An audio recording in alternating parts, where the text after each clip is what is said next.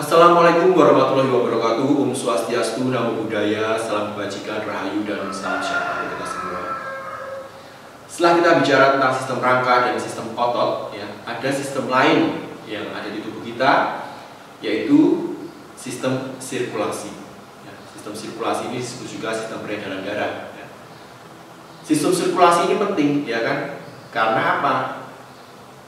Ibaratnya sebagai transportasi, sebagai alat atau media untuk membawa zat-zat, baik itu zat nutrisi ataupun oksigen dan karbon dioksida. Organnya apa saja penyusunnya? Tentunya ada core atau jantung, bahasa latinnya core. Kemudian pembuluh darah, ada vena, ada pembuluh darah arteri. Kemudian darah itu sendiri yang sebagai jaringan yang mengisi dari sistem sirkulasi. Pada dasarnya sistem sirkulasi juga bergantung pada paru-paru atau pulmo, dan organ-organ lain. Untuk lebih jelasnya, mari kita simak video berikut ini.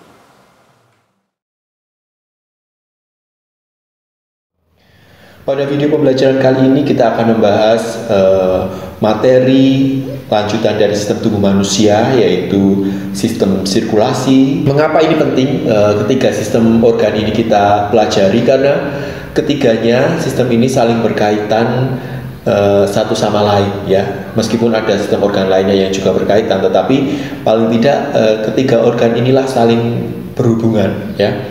Yang pertama adalah sistem sirkulasi atau sistem peredaran darah, di mana tentunya ada darah-darah yang mengalirkan oksigen, karbon dioksida yang nantinya akan dibawa ke sel. Nah, oksigen dan karbon dioksida ini kan berkaitan dengan sistem respirasi, begitu ya. Kemudian kenapa sistem ekskresi? Karena peredaran darah itu juga nanti akan melalui sistem ekskresi, misalnya di paru-paru, kemudian ada di urin, ginjal, begitu. Meskipun sistem organ lainnya juga berkaitan dengan darah. Sistem sirkulasi itu atau disebut sistem peredaran darah, organnya apa saja, Pak? Kita paling utama tahu yaitu jantung, atau core. Jantung atau core itu kalau dilihat strukturnya, kalau pada manusia kemudian atau mamalia, itu jumlah ruang jantungnya ada 4, ada 4, yaitu serambi kanan, bilik kanan, serambi kiri, bilik kiri, Jantung itu sekitar kepalan tangan di sini, Nah, kalau dilihat dari PowerPoint ini, serambi kanan itu disebut juga atrium dextra. Atrium itu serambi, dextra kanan, ventricle dextra, atrium sinistra, ventricle sinistra. Jadi kalau di organ tubuh, walaupun gambarnya ini sebelah kiri, tapi kita mengacunya dia menghadap kita, jadi seperti ini, tetap. Jadi yang sebelah, kalau dari sini sebelah kiri itu sebelah kanan. Nah, jadi tetap fungsi tubuhnya seperti ini. Jadi ini tetap sebelah kanan, sebelah kiri, walaupun seperti pencerminan, Nah, ibaratnya pencerminan itu loh, yang tampak sebelah kiri adalah sebelah kanannya kita. Nah, gitu ya. Jadi ini dextra kanan, sinistra kiri. Jadi strukturnya itu jantung, itu atrium dextra ini akan menerima darah dari pembuluh darah, Pembuluh darahnya apa? Vena, baik dari vena anterior dan superior, jadi vena dari seluruh tubuh, Jadi darah yang dibawa dari seluruh tubuh, dari sel-sel itu, Kemarin kita ingat bahwa di sel saat katabolisme juga menghasilkan karbon dioksida. Nah, karbon dioksida dari sel-sel ini, itu akan dibawa ke jantung, Di jantung untuk apa? Nah, kita lihat, dibawa dari seluruh tubuh menuju ke atrium dextra. Nah, atrium dextra nanti darah akan mengalir ke ventricle dextra atau bilik kanan. Antara atrium dextra dan bilik ventricle dextra ini ada katup, namanya katup trikuspid. Jadi darah dari bilik nggak bisa balik lagi ke atrium, atau dari ventricle ke atrium. Nah, darah dari sini ventricle dextra nanti akan menuju kemana? Ke pulmo atau paru-paru. lewat pembuluh darah namanya arteri pulmonalis ya. Jadi kalau pembuluh darah yang keluar dari jantung itu namanya arteri. Karena ke pulmo atau paru-paru, arteri pulmonalis. Di paru-paru diapakan, ya kan? Goyang dangdut, ya enggak ya kan? Darah yang tadinya penuh dengan karbon dioksida ini akan bertukar ya dengan oksigen, ya kan? Jadi kan kita menghirup, menghirup ya kan? Dan nanti akan terjadi difusi, ya kan? Kemarin kita ingat difusi di membran sel ya, di sel-sel darah, pertukaran antara oksigen dan karbon dioksida. Karena apa? Karena konsentrasi oksigen di pembuluh darah rendah kan, akhirnya dari alveolus akan menuju ke pembuluh darah, sel-sel darah itu ya. Setelah dari pulmo nanti akan dibawa oleh pembuluh darah ke jantung ya, namanya vena. Venanya apa? Ya vena pulmonalis ya kan. Vena masuknya kemana? Kemana? Ke tong sampah ya? Bukan, masuknya ke atrium sinistra ya, ke serambi kiri ya. Setelah atrium sinistra ke ventricle sinistra, dari ventricle sinistra ke seluruh tubuh. Pembuluh darah yang keluar pertama dari jantung yang besar namanya aorta itu ya. Jadi itu peredaran darah pada manusia, maka sering disebut peredaran darah ganda karena melewati jantung, ruang jantung sebanyak 2 kali ya kan. Masuk ke jantung, kemudian ke paru-paru, kembali ke jantung. Itu yang sering disebut sistem peredaran darah ganda ya. Ada yang menyebut sistem peredaran kecil ya kan, besar dan sebagainya. Itu kalau yang kecil biasanya lewat melalui paru-paru, kalau yang besar ke seluruh tubuh ya. Itu istilah aja ya kan. Jadi itu kenapa ada kaitannya dengan paru-paru, karena memang paru-paru itu menyediakan oksigen bagi tubuh. Nah, nanti darah yang keluar dari jantung ya itu akan membawa apa ya, kemarin nutrisi-nutrisi, glukosa ya kan, hormon ya.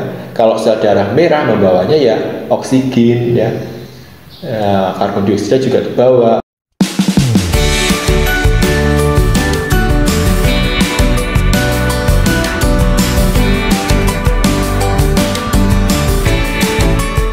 Nah, jadi jantung kita ya, kalau dari gambar ini ada yang warna biru, biasanya digambarkan dengan biru, itu biasanya darahnya penuh dengan karbon dioksida ya, yang menuju ke jantung. Sedangkan yang warna merah ini biasanya darah yang penuh dengan oksigen karena sudah melewati paru-paru tadi. Kemudian di jantung sendiri ya ada pembuluh darah ya, pembuluh darah koronaria ya. Ini ya, yang juga memberikan nutrisi bagi jantung itu sendiri ya. Kenapa jantung disebut organ? Karena terus atas jaringan-jaringan, kita ingat ya, ada jaringan ototnya juga, ada epitelnya juga ya. Nah, jadi kita bicara tadi sistem sirkulasi. Jadi jantung itu bagiannya ada bagian kanan ya dan kiri ya. Walaupun ini dari sini sebelah kiri ya, tapi ini kanan, ini kiri. Nah, dan kemudian berkaitan dengan paru-paru. Di sini ginjal ya, ini ginjal ya. Ada juga pembuluh kapiler ya. Jadi oksigen ini dibawa ke sel-sel. Kita ingat sel kemarin untuk proses metabolisme. Dari seluruh tubuh akan masuk ke atrium dextra, kemudian ke ventricle dextra. Kemudian dibawa ke paru-paru melalui arteri pulmonalis. Terjadi pertukaran di oksigen di paru-paru atau pulmo, kemudian vena pulmonalis ke atrium sinistra dan ventricle sinistra, kemudian ke aorta dan ke seluruh tubuh. Itu pertukaran atau peredaran darah yang terjadi pada manusia. Antara atrium dextra ada katup triskupit, kemudian di sini ada katup juga mitral, ada katup aorta. Jadi fungsi dari katup-katup ini ya untuk mencegah darah kembali ke atrium atau kembali ke ventricle. Nah, itulah kadang ada kelainan pada katup jantung itu ya di situ ya. Nah, ada istilah sistol dan diastol. Kalau sistol itu berarti darah dari jantung itu keluar ya. Ini ya, jadi kalau sistol itu darah dari jantung atau core itu keluar dari jantung, baik itu ke paru-paru atau ke seluruh tubuh, itu sistol. Berarti ketika darah keluar dari jantung, otot bilik ini yang kontraksi. Jadi otot bilik kontraksi menyemprotkan darah ke paru-paru dan ke seluruh tubuh. Nih ya, jadi ini berkontraksi ya, ventrikelnya kemudian ke seluruh tubuh. ini menuju ke seluruh tubuh, ini ke jantung. Kemudian kalau diastol, darah dari serambi masuk ke bile atau darah dari atrium masuk ke ventricle. Pada ini loh, kalau kamu tekan darah tensi ya, misalnya 120/80. Nah, itu 120-nya itu sistolnya, 80 itu diastolnya. Nah, normalnya berapa ya? Kadang sekitar 120/80 atau kadang ada yang menyebut 130/80. Itu tergantung juga kondisi fisik kita, ya kan? Kondisi umur juga tergantung. Nah, bagaimana kok jantung itu bisa berdegup, ya kan? Ada saraf-saraf. Kalau di jantung itu ada saraf nodus SA dan nodus AV. Nah, jadi dari sini, dari serambi kanan itu akan memberikan sinyal ya, nodus SA ke AV, kemudian ke serabut Purkinje ya, dan membuat jantung bisa berdenyut. Itulah proses dari sistem sirkulasi. Jadi intinya sistem sirkulasi itu fungsinya ya untuk membawa fungsi darah itu sendiri itu apa ya kan. Nah, maka kita lihat kembali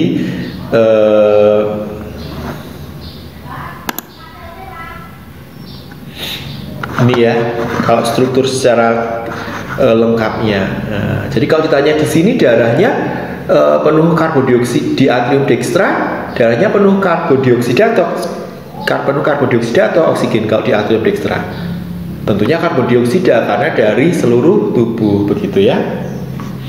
Nah, ini kok hubungannya dengan paru-paru atau pulmo ya. Jadi dari jantung itu ada kaitannya dengan pulmo. Nah, mengapa sistem respirasi ini saya gabungkan ke sirkulasi? Nanti di pulmo ini terjadi pertukaran gas karbon dioksida dan oksigen ya, karena ada proses difusi itu ya.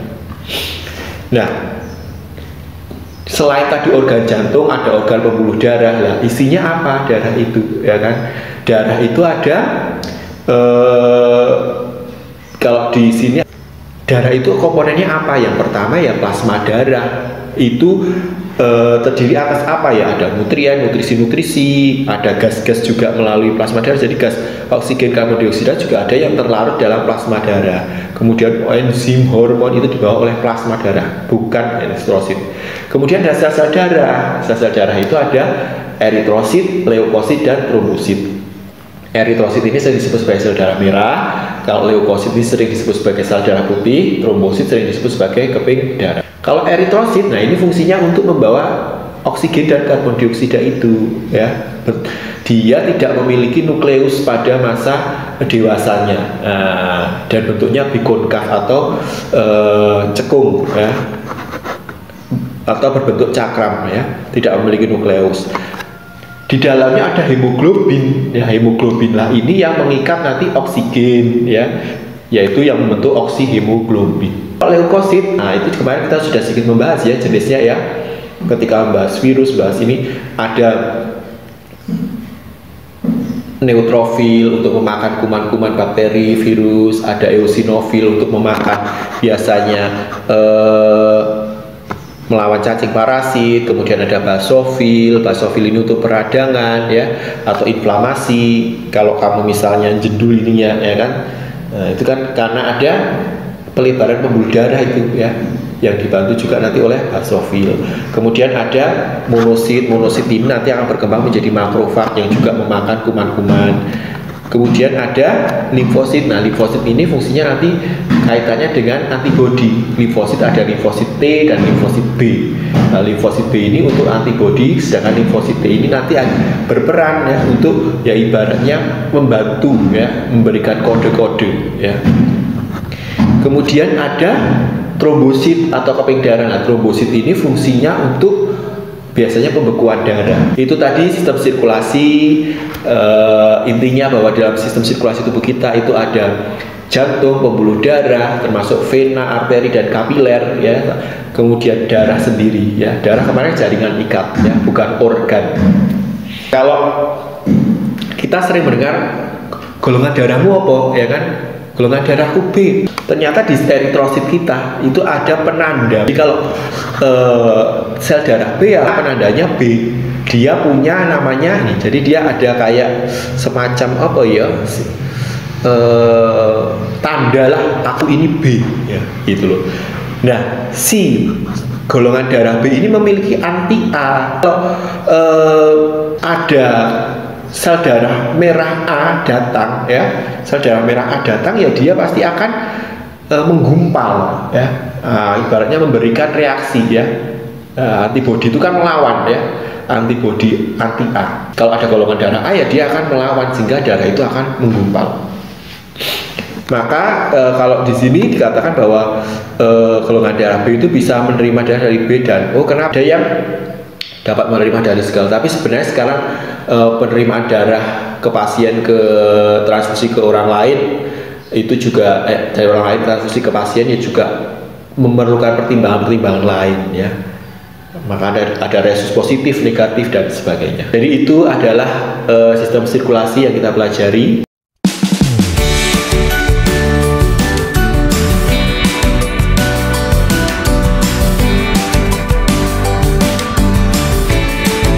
Silahkan kerjakan post-test. Yang pertama, apakah eritrosit bisa dikatakan sebagai sebuah sel padahal eritrosit tidak memiliki nukleus? Bagaimana sel eritrosit bekerja tanpa nukleus? Apa yang dimaksud dengan gagal jantung? Apa itu aterosklerosis dan arteriosklerosis? Dampaknya apa bagi sistem sirkulasi kita jika terjadi hal tersebut? Tuliskan menggunakan skema atau diagram Allen mekanisme sistem sirkulasi. Apa itu anemia, leukemia, dan hemofilia? Dampaknya bagi apa? Dampaknya apa bagi sistem sirkulasi kita? Nah, kita sering cek lab ya menggunakan darah. Mengapa darah bisa dijadikan indikator dalam menentukan sebuah penyakit? Ketika kita diambil, oh ini penyakitnya ini ya. Kemudian ini ada berikut ada hasil laboratorium Cika dan Ciki ini.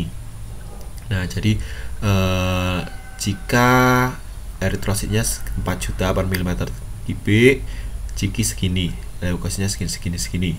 Nah, kira-kira apa penyakit yang diderita Cika dan apa penyakit yang diderita Ciki?